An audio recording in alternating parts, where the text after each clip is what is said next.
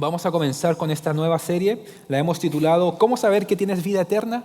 Pero es verdad, nos costó mucho encontrar este título, este subtítulo de la serie. Esto es algo inventado por nosotros, ¿ok? No es que vimos en la Biblia y abajito dice un subtítulo. No. Esto nosotros lo pusimos.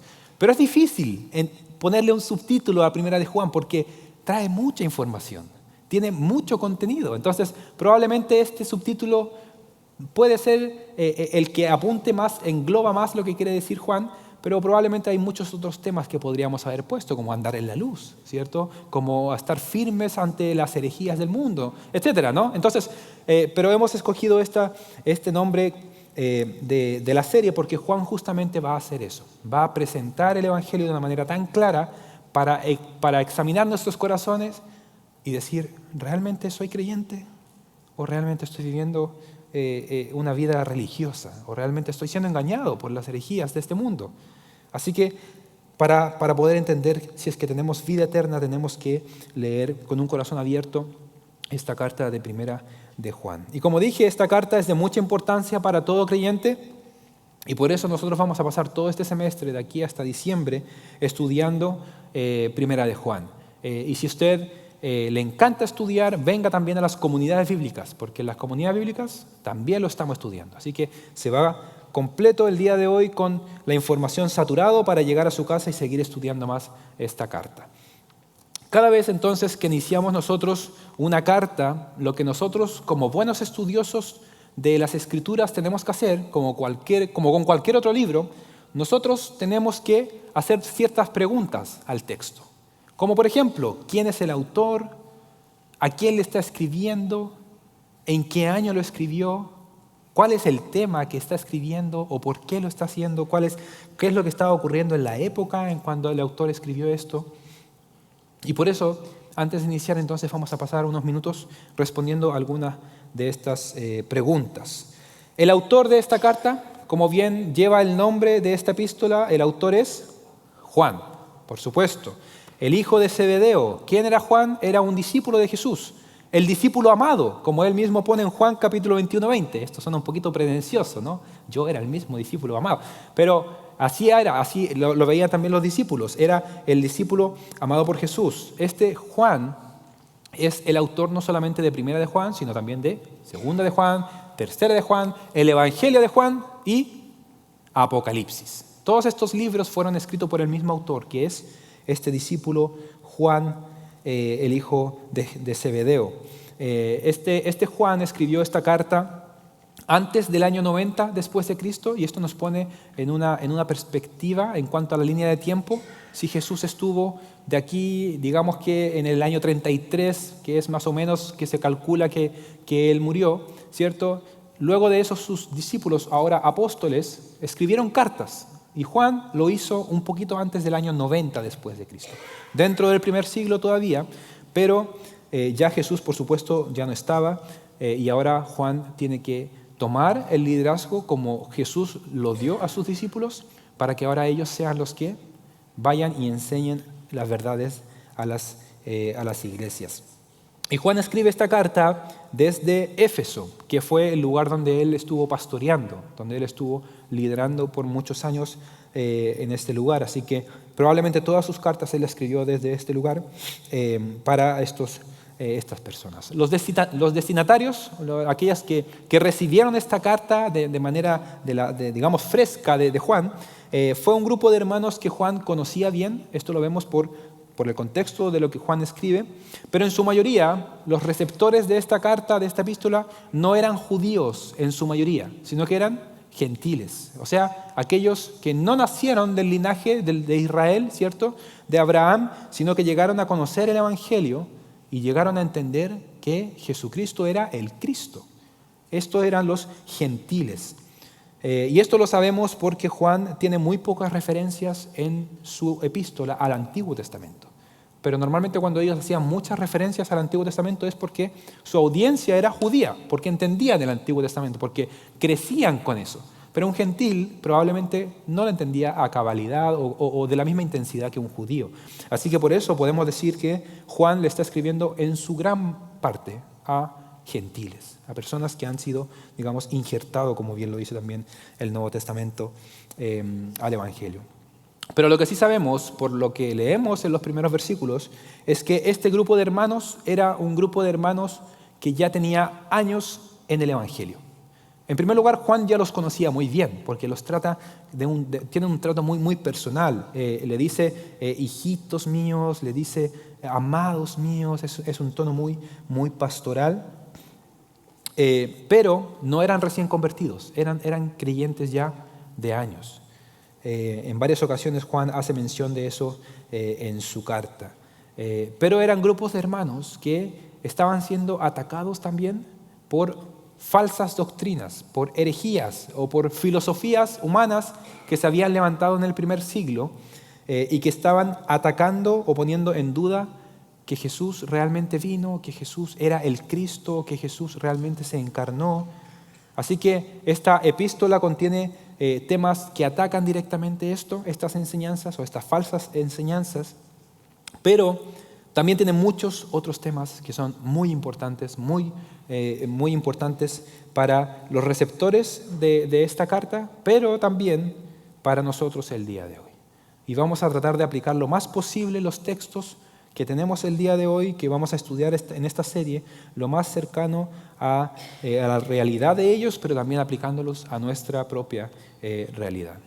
Temas como el verbo de vida, como andar en luz, como el amor fraternal entre los creyentes, se repite mucho, la apostasía también, quiénes son realmente hijos de Dios, la vida eterna, todos estos temas abarca Juan en su primera epístola. Así que con esta base nosotros podemos dar un inicio a lo que es esta nueva serie, en esta carta que nos va a desafiar en muchos aspectos, que nos va a hacer evaluarnos nuestra fe también y de lo que Dios espera de nosotros, pero poniendo siempre al Evangelio como motor de cambio, porque sin el Evangelio realmente sería vano nuestro esfuerzo. Así que ya con esto establecido podemos arrancar a estudiar estos primeros versículos de Primera de Juan, capítulo 1, versículos del 1 al 4, y vamos a orar para comenzar con el estudio. Bendito Padre Celestial, queremos honrar y glorificar tu nombre porque tú en tu divino plan, en tu plan de redención para la humanidad, has establecido de antemano que Jesucristo venga a este mundo y que Jesucristo venga a morir por nosotros y que Jesucristo resucita el tercer día. Y todo esto lo has establecido para que Jesucristo sea nuestro abogado, Jesucristo sea nuestro representante delante de ti. Y es gracias al sacrificio de Jesús que nosotros hoy podemos estar acá. Porque si es que queremos hacer o cambiar nuestras actitudes, cambiar nuestros comportamientos, lo hacemos en vano. Porque necesitamos el poder del Evangelio, el poder de Jesucristo para poder tener cambios que sean perdurables para nuestra vida. Así que gracias por la obra de Jesús que nos tiene el día de hoy acá. Y gracias por esta primera epístola de Juan, que necesitamos la sabiduría de lo alto, como dice Santiago, para poder estudiar estos textos y poder ser fiel a tu palabra, pero también sacando aplicaciones provechosas para nuestra vida, Señor. Te pido, Señor, que esta serie sea de bendición, de impacto, y que como iglesia nos animemos, ya sea en las comunidades bíblicas o en el servicio, que podamos, Señor, estudiar a profundidad y que esto sea de aliento para nuestra vida, Señor. Y que sea también de llamado de alerta a aquellos que piensan que son creyentes, pero no lo son. Aquellos que vienen a la iglesia, pero realmente no conocen al Hijo. O aquellos que vienen de visita y que quieren conocer más acerca de Jesús. Te pido, Señor, que eso también sea tu obra en medio nuestro, Señor. Gracias, Padre, por esto. En el nombre de Jesús. Amén. Versículo 1 de Primera de Juan. Dice: lo que existía desde el principio, lo que hemos oído, lo que hemos visto con nuestros ojos, lo que hemos contemplado y lo que han palpado nuestras manos acerca del verbo de vida, pues la vida fue manifestada, y nosotros la hemos visto y damos testimonio, y os anunciamos la vida eterna, la cual estaba con el Padre y se nos manifestó. Lo que hemos visto y oído, os proclamamos también a vosotros, para que también vosotros tengáis comunión con nosotros. y en verdad nuestra comunión es con el Padre y con su Hijo Jesucristo. Os escribimos estas cosas para que nuestro gozo sea completo. La carta de Primera de Juan inicia de una manera diferente a cómo iniciaría otra carta. Normalmente nosotros cuando estudiamos otras cartas, otras epístolas, normalmente vemos que el autor se identifica, que dice Pablo escribiéndole a los hermanos de tal. Él daría alguna referencia también acerca de los destinatarios. Pablo escribiéndole a los hermanos de Éfeso, de Galacia. También darían saludos habituales de una carta y al despedirse de la carta también pondrían algunos saludos. Eso es lo que normalmente vemos en las cartas. Pero en Primera de Juan es diferente. El autor no se identifica, pero claramente el autor conoce a sus lectores y se brinca todo el formalismo para ir directamente al mensaje que él le quiere dar. Pero nosotros vemos que el autor conoce a estos hermanos y como ya dije, el autor les llama de queridos hijitos, queridos amigos, hermanos míos. Es una familiaridad que el autor tenía con estas personas, con estos lectores. Pero al mismo tiempo hay un tono pastoral en donde Juan toma el rol pastoral que él tiene para comunicar todas estas verdades hacia estos hermanos. Y las palabras iniciales de este libro nos pueden hacer recordar otro libro que Juan escribió, que es el Evangelio de Juan. En el capítulo 1, versículo 1 de Juan, del Evangelio, dice, en el principio era o existía el Verbo. Y el Verbo estaba con Dios. Y el Verbo era Dios. Él estaba en el principio con Dios. Juan 1, del 1 al 2. Suena muy parecido, ¿no? Al inicio que tenemos en Primera de Juan con el Evangelio de Juan.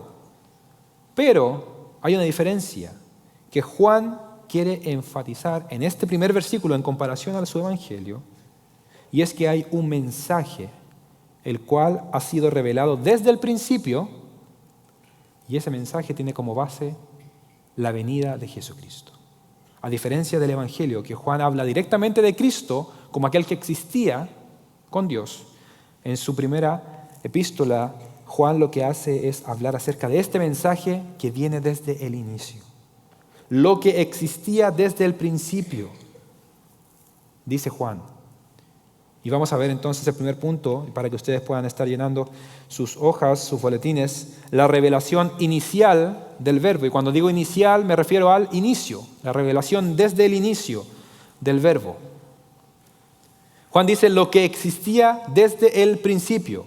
Y como ya dijimos, el inicio de esta carta es muy parecida a Juan, al Evangelio, pero también es muy parecido a Génesis, capítulo 1. En el principio creó Dios los cielos y la tierra. Así que el inicio, al principio que Juan está hablando es el Génesis. Tenemos que volvernos hacia el Génesis.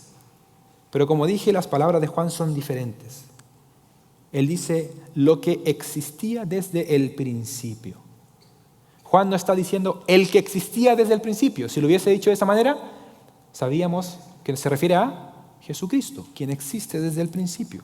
Pero él dice lo que existía desde el principio. ¿Qué es este lo que? Juan se está refiriendo a una revelación, a un mensaje desde el inicio del plan de redentor que Dios tiene para la humanidad por medio de Jesús. Eso es lo que Juan está diciendo. Lo que existía desde el principio, el mensaje que existía desde el principio es lo que yo les vengo a comunicar. En otras palabras, Juan no está diciendo, vengo a presentarles una nueva revelación. Tuve una visión y se las voy a expresar ahora. Tengo una nueva historia para contarles.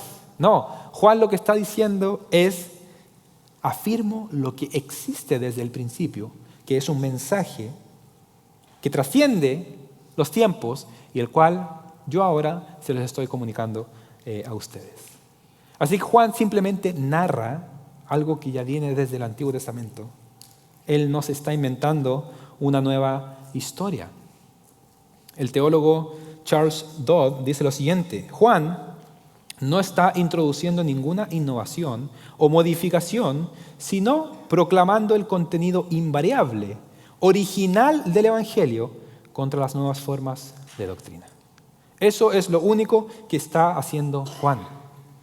Juan se está apegando al contenido original del Evangelio sin modificarle, sin agregarle para que luzca atrayente hacia las personas. Sino que esto que les va a comunicar es un mensaje que existía desde el principio. ¿Acerca de quién? Del Verbo de vida, acerca de Jesucristo. ¿Y quién más que Juan es la autoridad para hablar acerca de Jesús? Si Juan mismo estuvo con Jesús. Él fue discípulo de Jesús y ahora es un apóstol enviado para poder predicar el Evangelio. Pero algunos podrían pensar entonces, él perfectamente podría haber agregado algo a la historia, haber modificado algo del Evangelio, para así conquistar los oídos de las personas, para así atraer más gente a la iglesia. Y realmente nadie lo notaría porque él estuvo con Jesús, él fue su discípulo, pero él no lo hizo. Juan estaba comprometido con la verdad y no tergiversó la historia para poder tener una conveniencia personal, por ejemplo. Pero los falsos maestros de esa época sí lo hacían así. Ellos llegaban con una nueva revelación para así atraer el oído de las personas. Y ellos mentían a las personas diciendo cosas que no eran ciertas.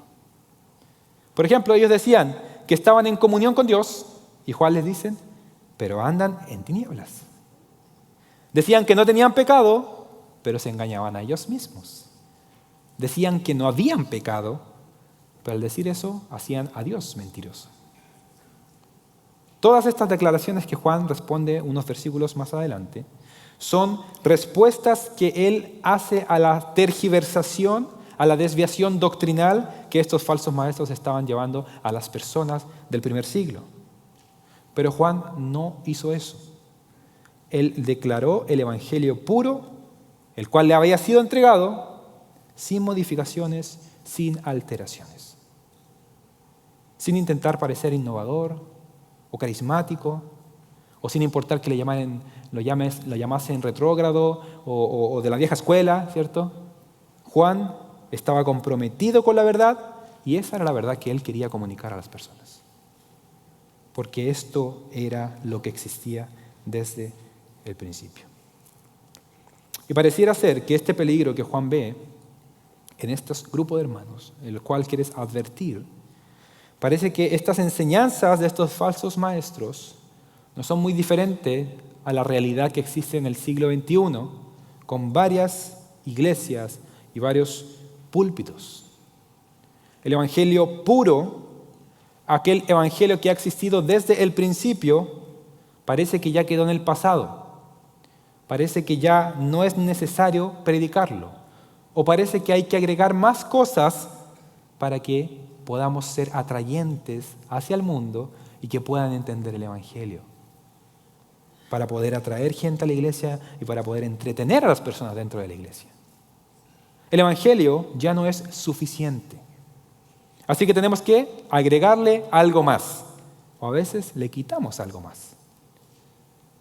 Una nueva revelación, una nueva visión, y ahí es donde surgen los falsos maestros, estos falsos apóstoles que se autoproclaman apóstoles, estos falsos evangelios, como lo es el mal llamado el evangelio de la prosperidad, que de evangelio no tiene nada, pero que dice que si tú vienes a Jesús, entonces Él te va a prosperar económicamente.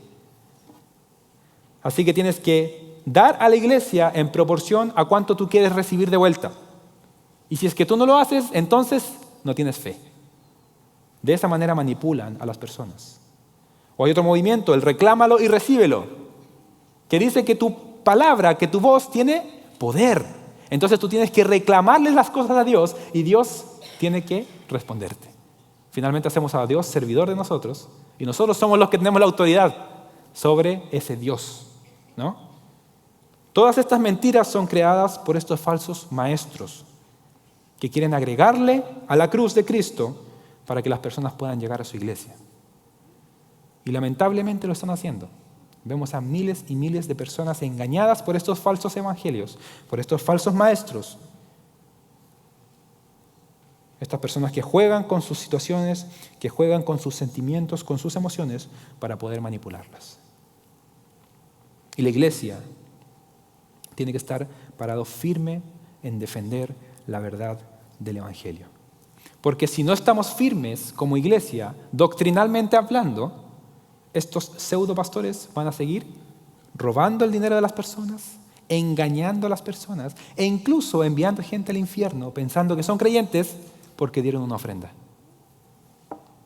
La iglesia es puesto acá en la tierra, está puesta acá en la tierra para que comparta el mensaje que existía desde el principio. No una nueva revelación, no algo nuevo que se me ocurrió, una nueva visión, sino que es el mismo evangelio que ha sido predicado y que ha existido desde el inicio de los tiempos.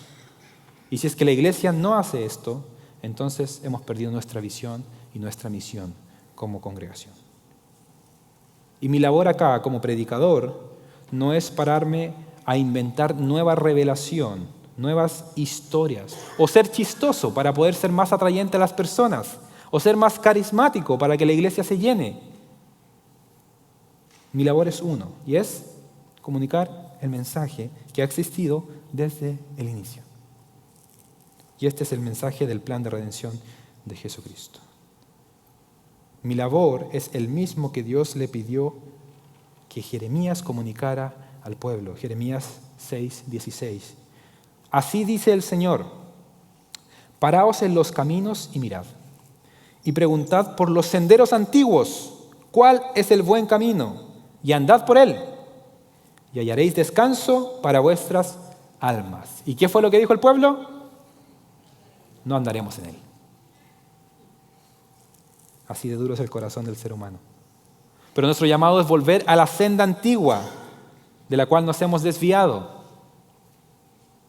Y eso es lo que hace Juan en este primer versículo, en la parte A del versículo. Juan no le resta a la cruz, Juan no le agrega a la cruz, Juan predica el evangelio que ha sido predicado desde el principio. Y esa es la misma labor que nosotros tenemos que hacer el día de hoy.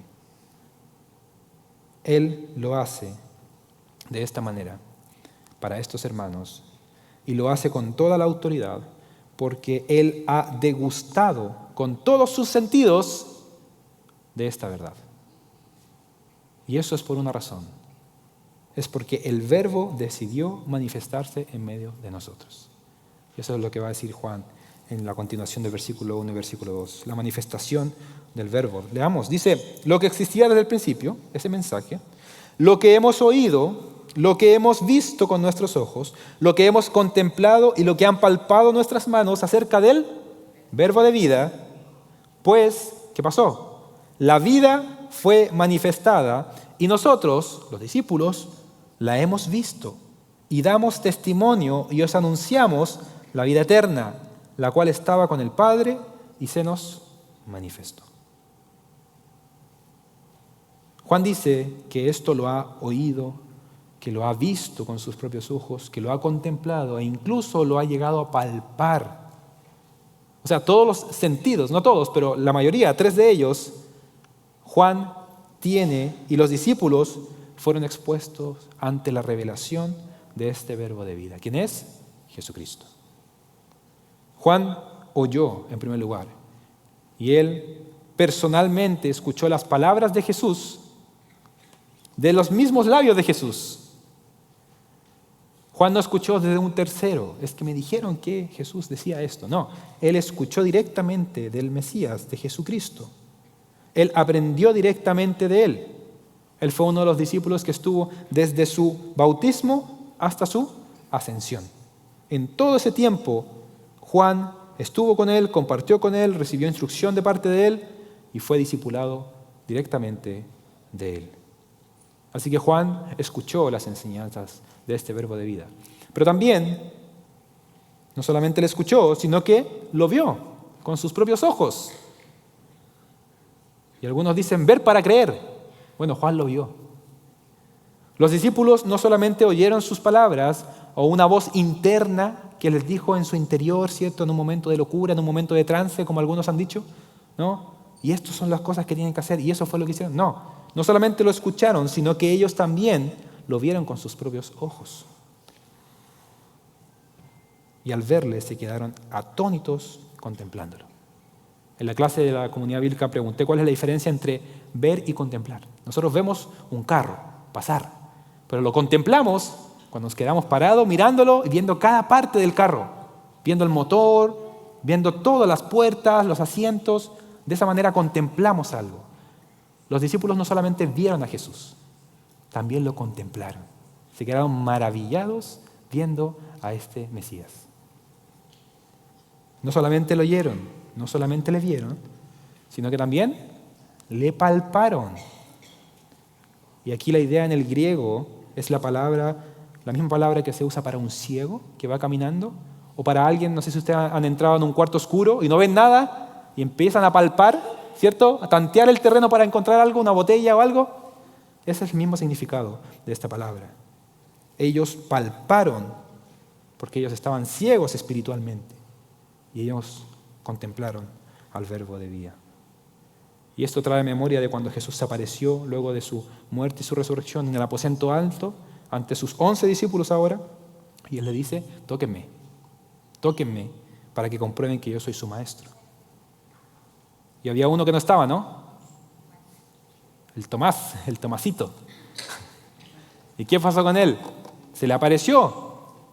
Aquí están mis heridas, soy yo. Así que ellos oyeron, ellos vieron y ellos palparon al Verbo de vida.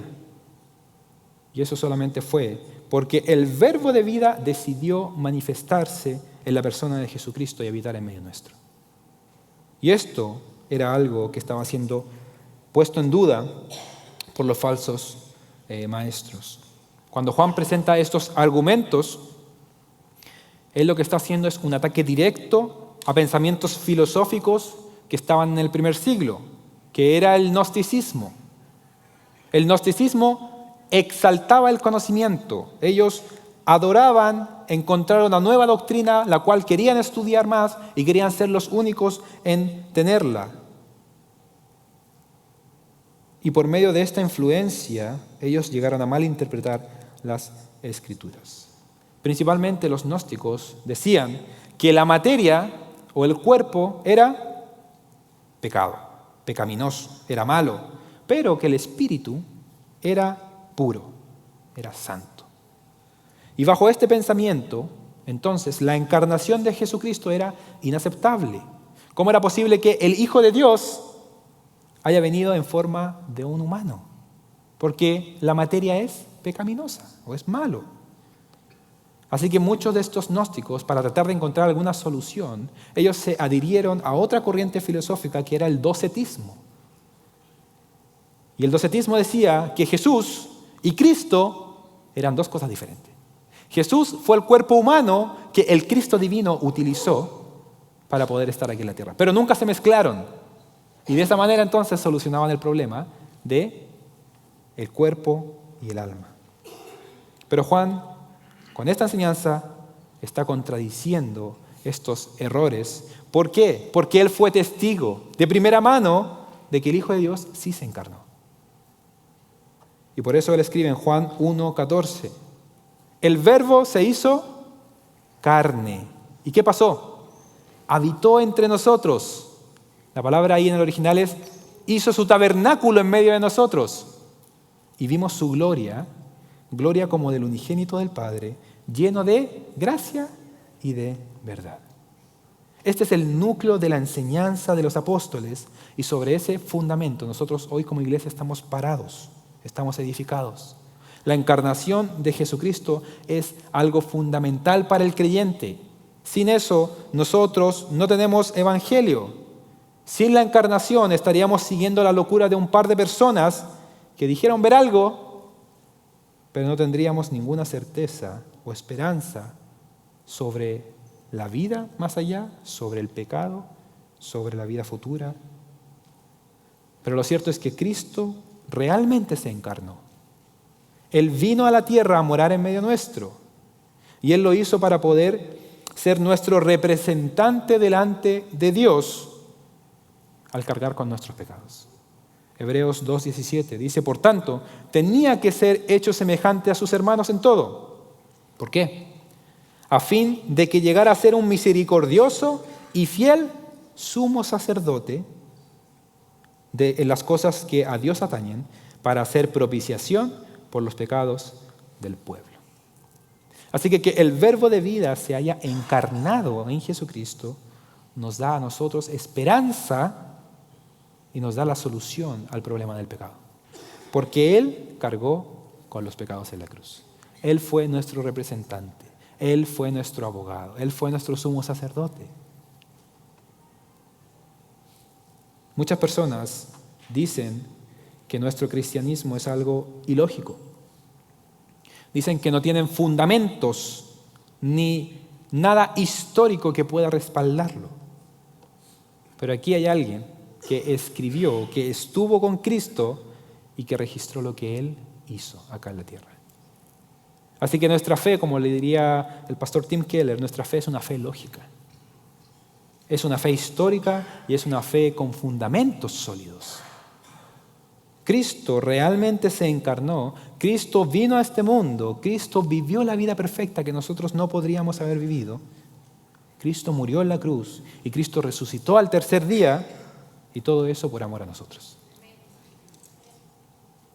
¿Cuál es el resultado de entender esta verdad? ¿Por qué Juan comienza esta epístola de esta manera?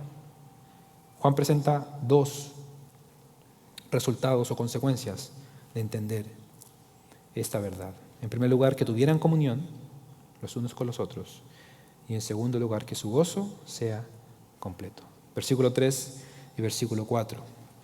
Lo que hemos visto y oído, os proclamamos también a vosotros. ¿Para qué? ¿Para qué hemos proclamado esto? Para que también vosotros tengáis comunión con nosotros.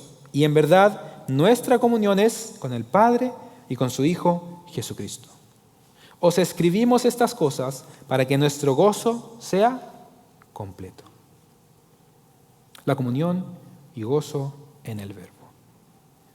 El objetivo del por qué Juan predica lo que él mismo ha oído, lo mismo que él ha visto acerca de Jesucristo, lo que él ha palpado de Jesucristo, el objetivo de esto es para que los receptores tengan comunión con los apóstoles, pero en última instancia la comunión no era solamente con ellos, era la comunión con el Padre y con el Hijo. Juan lo dice de una manera muy estratégica, porque en primer lugar, él presentó la base del Evangelio, la base del cristianismo, este mensaje que ha sido desde el inicio, que no tiene que ser cambiado, y bajo esa verdad, entonces podemos tener comunión los unos con los otros. Porque la comunión del creyente con otros creyentes tiene que estar basado en la verdad del Evangelio. Sin ese fundamento, nosotros solamente tendríamos una amistad superficial, pero no habría nada espiritual de esta comunión o de este compañerismo.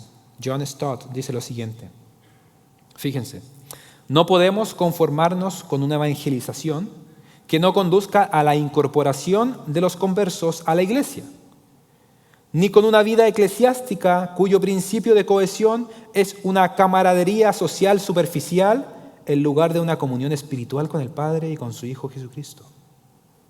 La doctrina y la conducta de los heréticos estaban amenazando con desbaratar la iglesia. Por otro lado, la verdadera angelia o el verdadero mensaje produce una verdadera koinonía, una verdadera comunión. ¿Qué está diciendo John Stott? Es imposible que tú prediques el evangelio sin invitar a ese nuevo creyente a la iglesia, porque tiene que haber comunión con los santos, así como es imposible tener comunión con otro creyente sin la base del evangelio. Cuando el mensaje del evangelio es expuesto de una manera pura y es entendido por este incrédulo, entonces tiene que llevar a este ahora convertido a querer juntarse, a querer estar en comunión con la iglesia, con los demás hermanos. Así que no existe aquella persona que dice, soy cristiana, pero yo no asisto a la iglesia. Eso es imposible, hermanos. Porque el objetivo es la comunión con otros creyentes. Allí es donde vas a ser forzado, ahí es donde vas a amar, vas a ser amado, ahí vas a tener roce con tu hermano. Ahí vas a crecer, ahí vas a tener comunión con otros. Pero aquel que dice, soy creyente, pero no sigo a la iglesia, tenemos un problema. Es en la iglesia en que el creyente es fortalecido, es animado, es enseñado, es exhortado y es consolado. y es ahí en donde podrá poner en práctica sus dones, sus talentos para el servicio del Señor. Así que eso de la iglesia online tampoco existe, hermano. Pero si no existe el entendimiento del Evangelio, entonces difícilmente vamos a poder tener comunión verdadera con otra persona. No sé si usted lo ha notado. Si usted va a otro lugar y se encuentra con un creyente, hay una conexión de por sí, aunque no lo conozca. Incluso una conexión más fuerte que con algún familiar que no es creyente. Pero si no está el Evangelio, entonces no habrá verdadera comunión, porque nosotros no compartimos la base o la esencia, que es el Evangelio. Y por eso mucha gente dentro de la iglesia es lastimada por personas que no son creyentes. Dicen ser cristianos, pero no lo son. Aparentan piedad, pero no lo hacen o no lo practican. No tienen verdadera comunión con el Padre, no están en el Padre, no están en el Hijo, y por ende no podemos tener verdadera comunión con ellos. Tener comunión con el Padre y con el Hijo es amar lo que ellos aman, es deleitarse en lo que ellos se deleitan, algo que con un no creyente jamás podrá pasar. Así que la finalidad del mensaje del Evangelio es tener comunión con otros, pero esa comunión tiene que estar fundamentada en la verdad del Evangelio. Pero además, Juan también escribe esto, diciendo para que su gozo sea completo. El gozo más grande que puede experimentar o que puede llenar el corazón del apóstol Juan y de aquellos que estaban con él, era ver que estos creyentes aumentaran en la gracia y el conocimiento del Señor Jesucristo. Él quiere que tengan una comunión plena con el Padre y con el Hijo, y eso es lo que llena el corazón del apóstol. Mi gozo es completo. Y yo no sé si usted ha estado en una relación de discipulado con otra persona o ha predicado el Evangelio a un no creyente. Y cuando llega a entender el Evangelio, o cuando esa persona que estamos discipulando toma una decisión de dejar atrás su pecado, de volverse a Dios, de confesar algo, nuestro corazón se goza, se alegra, porque la comunión es restaurada con Dios. Y nos gozamos con ellos. El corazón de nosotros se alegra, porque el deseo de nosotros es que ellos crezcan y que sigan avanzando a la semejanza de Jesucristo. Martin Lloyd-Jones dijo lo siguiente: el gozo es algo muy profundo y significativo, algo que afecta por completo a toda la personalidad. En otras palabras, se trata de esto: solo existe una cosa que puede producir verdadero gozo, y es la contemplación del Señor Jesucristo. Él satisface mi mente, satisface mis emociones, satisface mis deseos. Él y su gran salvación incluyen la personalidad plena y nada menos. Y en Él estoy completo. Es decir, el gozo es la respuesta y la reacción del alma al conocimiento del Señor Jesucristo. Y no decimos nada más antes.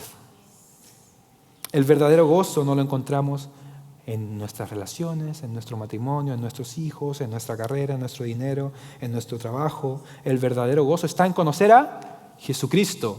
Y eso inunda nuestra alma. Así que no busques en este mundo lo que solo puedes encontrar en Jesucristo.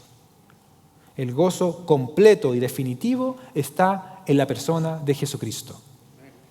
Y si aún no lo has encontrado, te invito a que veas la cruz del Calvario, a que veas a Jesucristo.